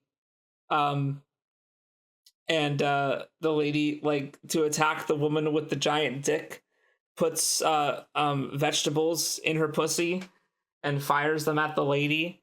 and the lady deflects them by slicing them up, and they fall into like a pan, and that's the food they feed the people for the emperor or whatever. And and the woman like cuts down the dick after like it's ripping the katana out of the dick, and then it's implied that the blood from the dick is like rice that gets used for the food. It's awful. Yeah. It's like it's so lol random edgy humor. Yeah, it seems a little scatterbrained. Z is for Zetsumetsu, which is extinction.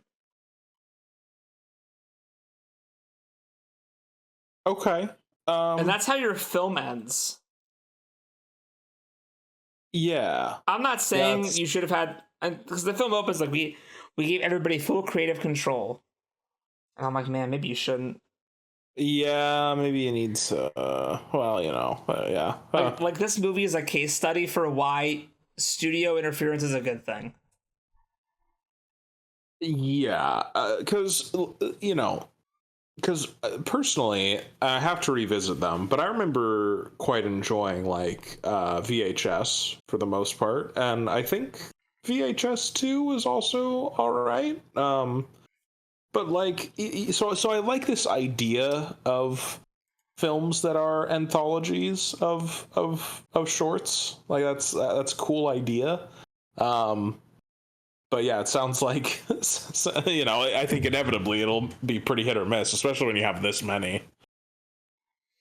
Yeah, that's what's different about I think about VHS was that like VHS. Let's see, the first one I think was like 4 or 5 shorts. Yes. Yeah.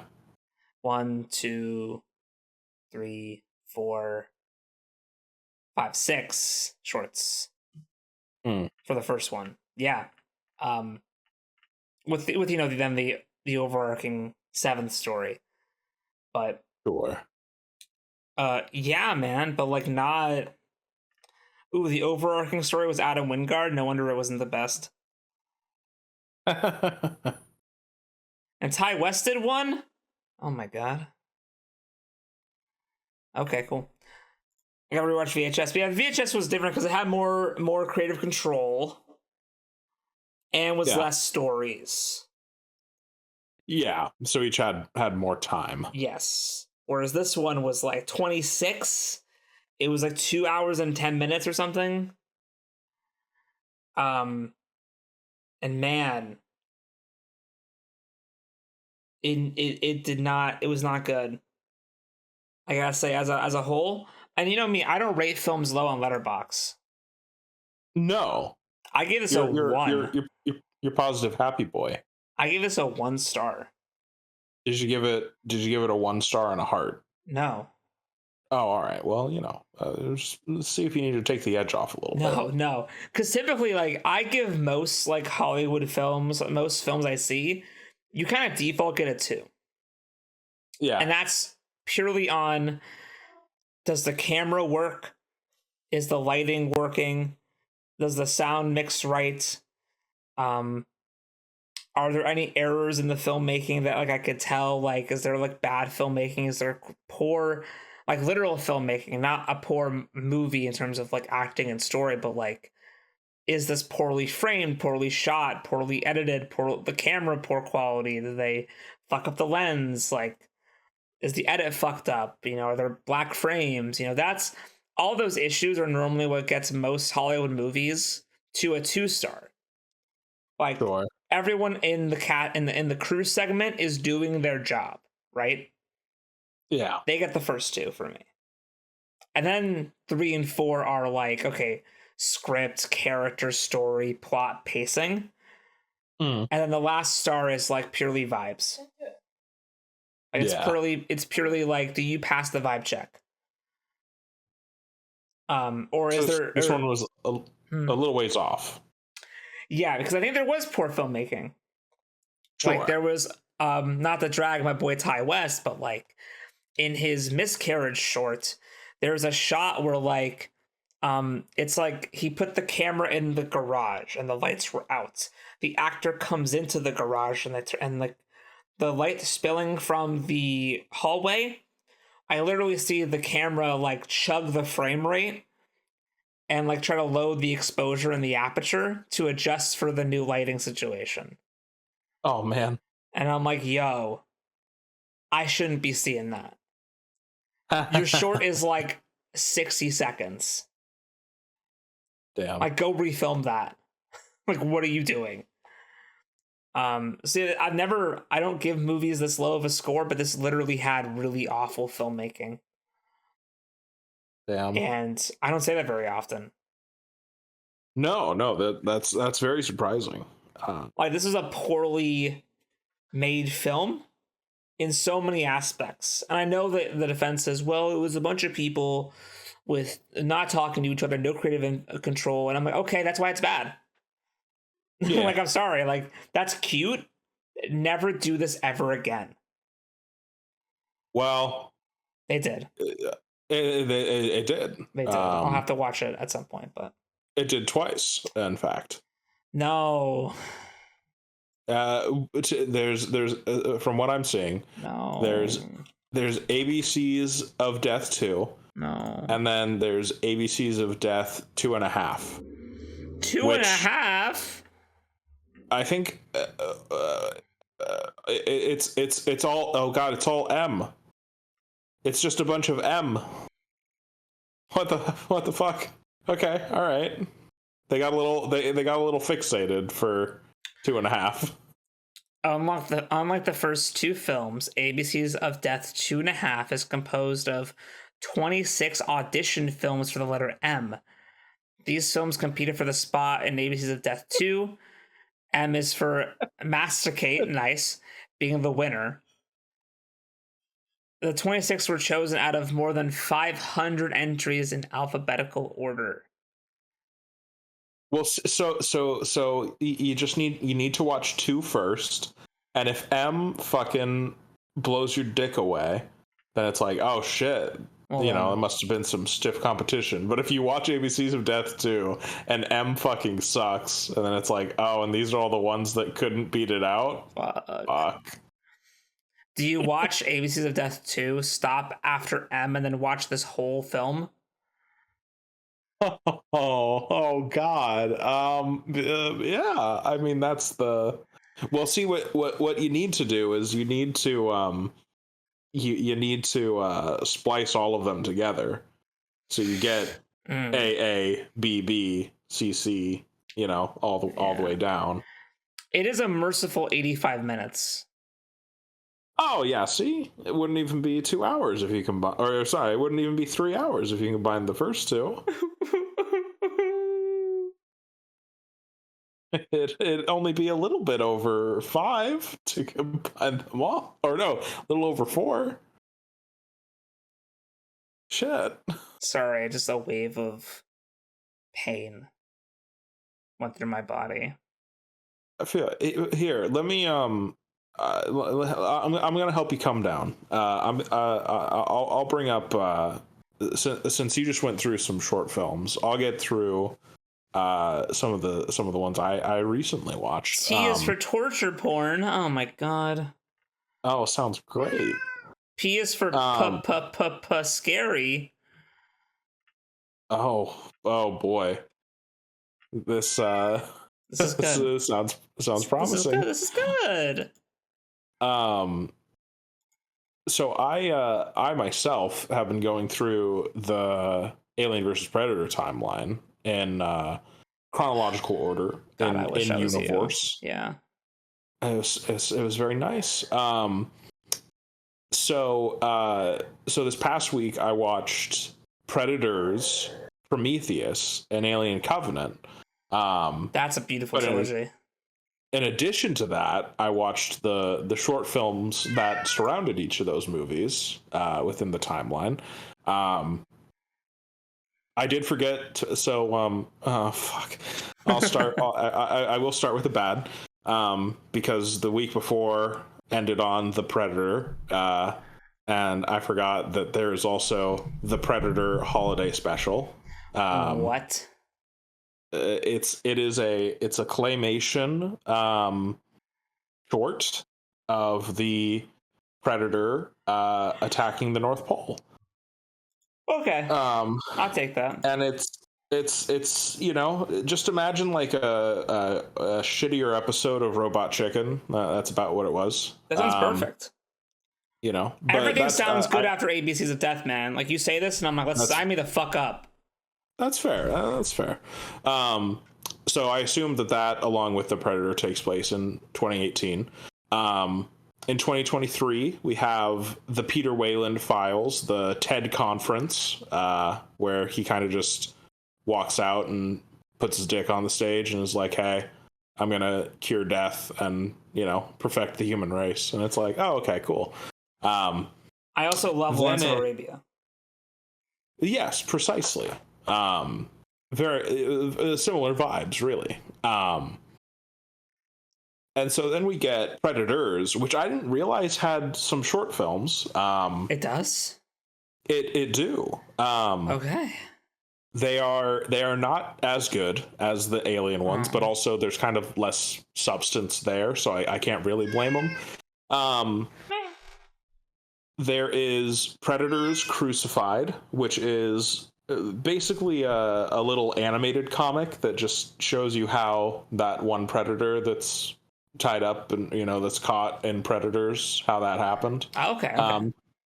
It's fine, you know, it doesn't blow you away. There's Predators The Chosen, which I might mix these up because they're they're kind of similar conceptually.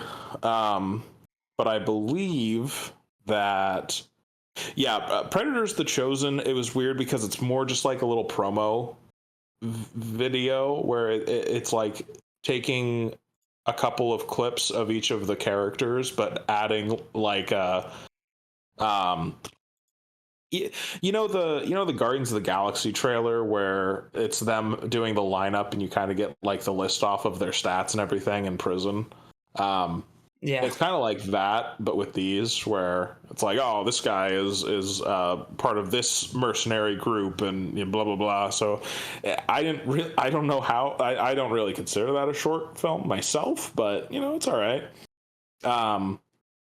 And then there's Predators: Moments of Extraction, which is also an animated comic, and it's like very very short narrated clips of. I know that I think what's the lady's name? I think it's Alice Braga is the yes lady. She kind of narrates what she was doing when she got caught. I think Mahershala Ali does the same thing.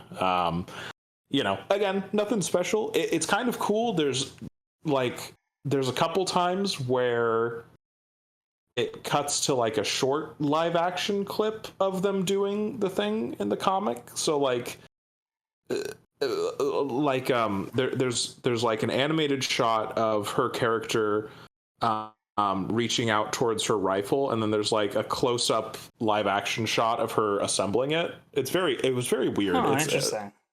You know, it was fine. And then, I watched Predators, which is great, fantastic, extremely underrated. I don't know why everyone who's a Predator fan doesn't love that film, but it's great. Because they should. It's phenomenal. Because they should. It's everything I would want in a Predator sequel. Like, it's such an interesting twist on the premise. Yes, because that's kind of what I walk away with each time, is where it's like it is it's following that similar formula because that's what works and that's what you do with a Predator film, but it makes just enough changes where it is a unique experience. I would say for me, Grace's character, like his twist is just mwah! It is fantastic. Because the whole movie you're like, why the fuck is this guy here? But everyone is there for a reason. It's like Saw, but with a Predator. Oh, you're so right. So anyway, I was wishing. I'm very sad. That's actually, wait, no. I do have one more thing of Predator content that I arbitrarily put way farther down the timeline because I want to actually have a mix, but now it's pretty much just Alien. But we have in 2079 the Happy Birthday David short, which, you know, is great. Yes.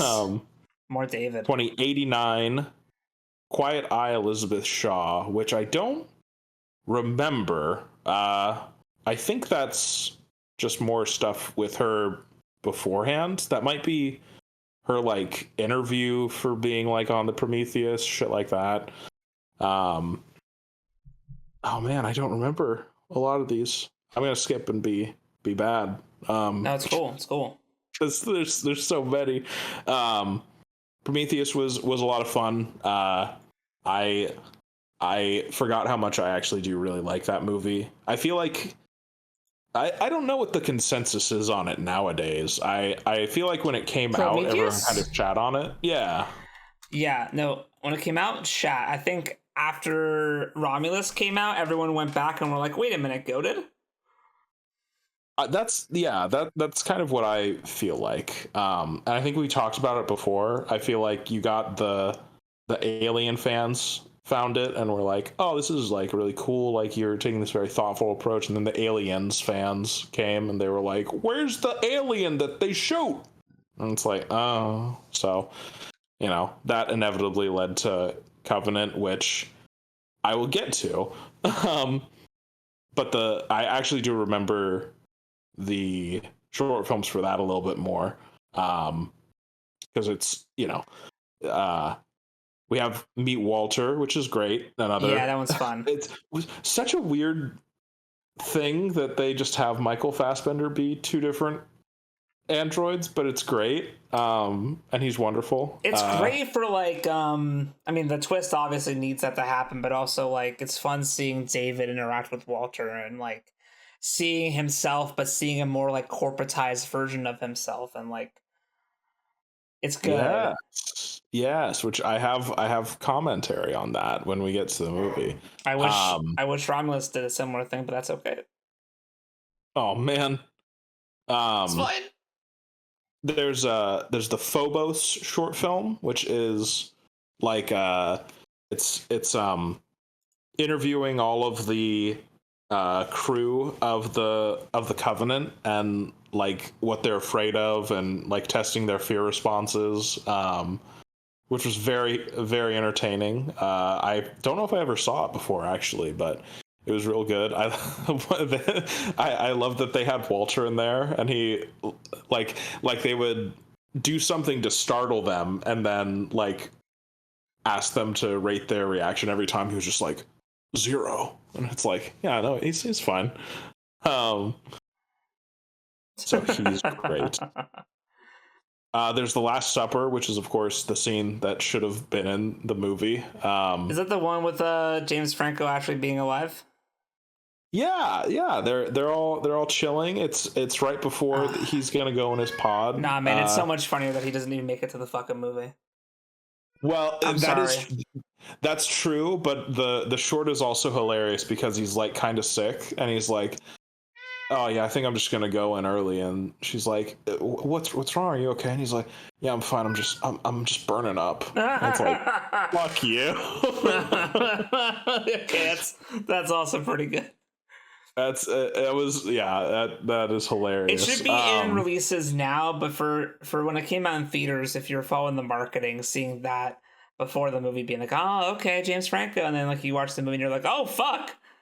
Yeah. But now that's lost because now people today either like will just watch the movie on Hulu and not know about the short, because no one's gonna be like us and go, oh, I have to make sure I watch all the short films beforehand because, you know, we're dorks. They're all on the Blu-ray. If you just please. What's a Blu-ray? God damn you! I watched it on Hulu. God damn it! Sorry, I'm so sorry. But yeah, that gets us to Alien Covenant, which it really just saddens me because I see half of the film wanting to be Prometheus 2 and the other half twisting and contorting it to be just another Alien movie. Poor Ridley, man. I know we talked about this a bit when I watched through this, but like the poor fucker was like, he wanted to do the in-between David and Shaw movie, but then everyone was all pissy that there were no xenomorphs.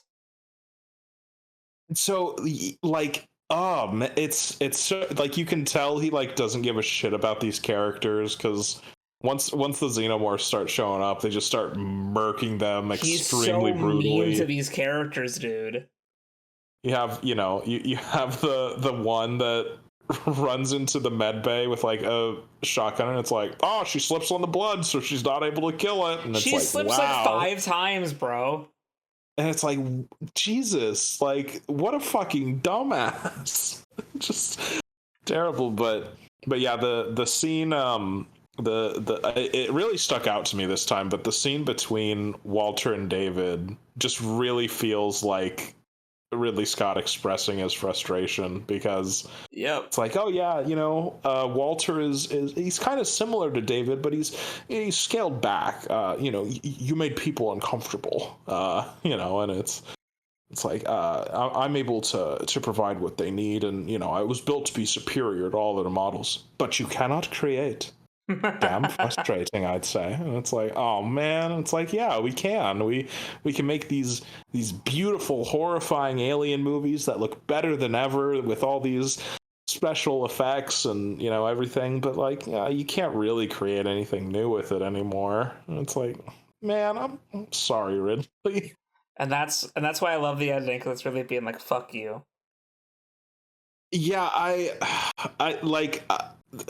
I feel like it's that similar experience of not as bad, but like Matrix Resurrections, where it's like, yeah, good on you for being ballsy enough to sabotage your own movie, but at the same time, you did sabotage your own movie. It's not very good. Yeah, I'd say it's more akin to Spider-Man 3, of like, okay, yeah, I'll put it in the fucking movie. Yeah. It's gonna be pathetic as fuck, though. You want fucking Venom? I'll show you. Fucking Venom. I unironically love Matrix Resurrection for, was it Lana, who was just like, okay, I'll do it. Yeah. Fuck you, though. I'm gonna make the whole thing about how you made me do this and how I didn't want to. Man, like, she'll never get a big budget ever again, but you know what? I like that. But if you're ever gonna do the Matrix, it's gotta be a full reboot. I have scorched earthed this original universe. Guys, what a fucking baller, bro! I love it. Like, okay, you want me to make another movie? All right, I won't make it good. It's so like, I feel like when I was a kid, I always thought that like Warner Brothers was cooler than Disney. Bro, me too. Where it's yeah. like, you get to be a little bit edgier, and you get to have a little more bite, a little more fun. But then like there's this really weird trend, like I haven't watched it, but I heard that in Space Jam 2, Warner Brothers executives are like the bad guys that are trying to corrupt everything. Yeah. And you have Matrix Resurrections, where it's like, oh yeah, Warner Brothers making us do it. It's so weird that they're self-aware that they know that people hate shit like this, but I don't know if they're self-aware, but I feel like it's just they don't watch their own product. They just want to watch the money roll in. Yeah, it's fair. It's all fucking David Zaslav, bro. All the fucking clown shoes over here. Yeah, like growing up, Warner Brothers is always like, yeah, Warner Brothers. Like, they got the good shit. And like, like as a creative who makes my own stuff, I always imagine like, oh, who will ever adapt my works one day? And I think for the longest time I was like, well, Warner Brothers will probably do a good job. And now I'm like, no. Yeah. I don't trust you. Well, see, if it could be Warner Brothers, then sure. But unfortunately, you're only going to ever get Warner Media, which is Time Warner Discovery. Fucking shit. Soon we're going to get Paramount Plus too. And it's like, oh god. I hate it, man. And like the tax cuts and like the really weird decisions they make. I don't know. It's not good. I've I was super huffing the Warner Brothers copium for a long time, and then I don't know, like they killed the Acme movie. They're dead to me. It all started for me at least when HBO Max switched to just Max. Yeah, and it's like, because why would you have it? Why would you ever want it to be this weird 50-50 split of HBO Max and Discovery? Like, you bought out Discovery. You beat them. I don't need to see what the losing team brought to all this. Seriously. Like, it was weird too, because for the longest time it was HBO Go, and then it was DC Universe or DC Plus or whatever. Yeah. And they were like, okay, we want to merge the two and make a whole new service called HBO Max. And I was like, well, you could have kept HBO Go, but I get on the rebrand. Sure.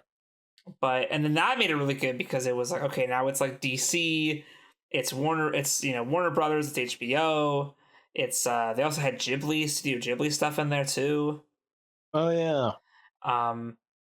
And then making it Max. Everyone just calls it HBO Max. No one calls it just Max. Oh yeah, for or if sure. you do, you're like, oh sorry, I meant HBO Max. The corporate it's to the point now where they'll like specify, like even if it's a Max original, they'll say it's an HBO original that is on Max. Yeah, sometimes. Yeah, because I know sometimes like calling it an HBO original is more of a prestigious thing. Yeah. Like I know Penguin went from a Max original to an HBO original. Exactly. Because they were like, this is kind of goated. And I'm like, well, yes, it's the Matt Reeves Penguin series. What are you talking about?